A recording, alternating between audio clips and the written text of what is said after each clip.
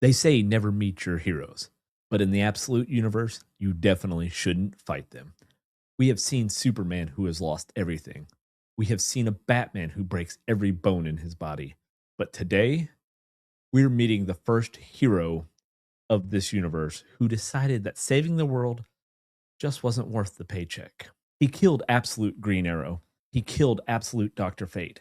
And now Hawkman has arrived in Metropolis with a message for the new Man of Steel: sell out or die.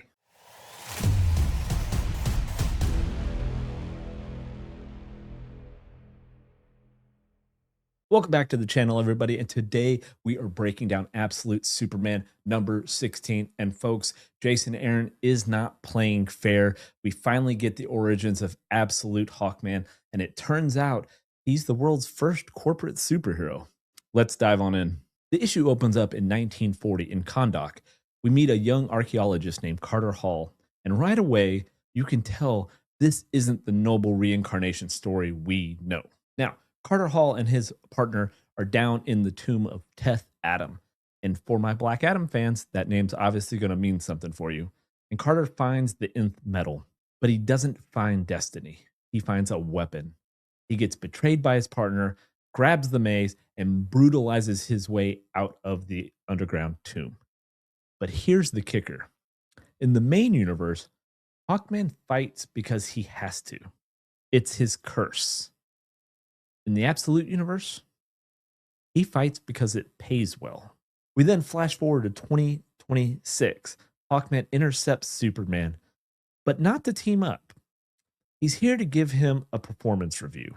He tells Clark that he is too flashy, that running around saving cats out of trees is amateur hour. Basically, Hawkman is the guy at work who tells you to stop working so hard because you're making everybody else look bad.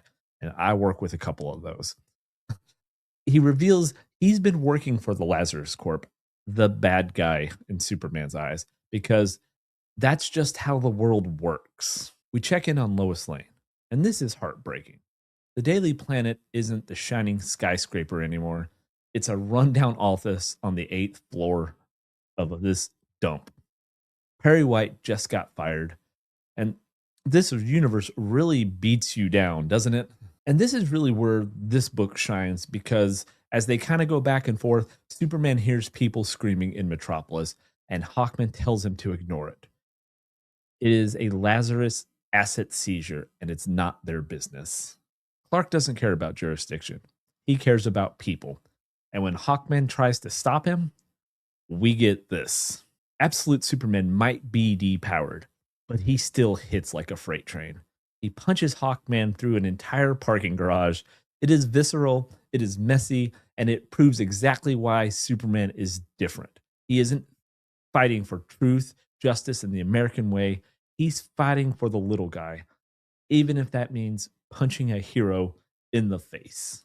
However, the Lazarus asset has broken loose, and it's not just a box, it's Parasite, a massive kaiju-sized parasite loose in Metropolis, and Superman is busy fighting Hawkman. Now, I will say, kind of interesting. I know there's been a lot of the talk with Netflix buying Warner Brothers, but you can't tell me that this parasite kaiju doesn't kind of look like a Demogorgon. However, that's not the biggest shocker in this issue.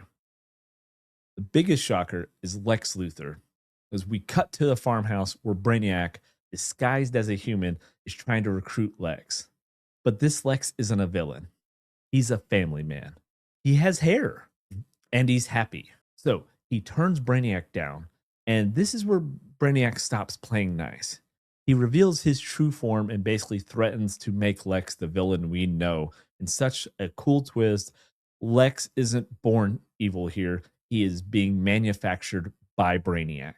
So guys, this issue was a 9 of 10 for me. Jason Aaron is doing something fascinating here. He's kind of showing us what happens when our heroes lose hope, right? Because, Hawkman is what Superman could be if he stopped caring.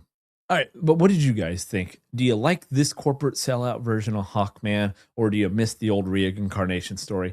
And also, what do you think about this Lex Brainiac thing? Because obviously we left off, Brainiac has two chainsaws, and remember, he's at a family get together with Lex here.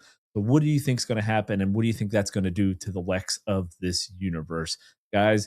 And if you liked this video, please consider giving it a like, subscribing to the channel, having your bell notifications clicked so you get alerted when we release anything in not only the Absolute universe, everything going on in the DC KO event, but also everything we've got going on in just the regular universe with Supergirl and Superman of Man of Tomorrow coming out.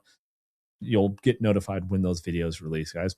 And that is going to do it for me on this episode of You, Me, and DC because my eyes are burning from these lights.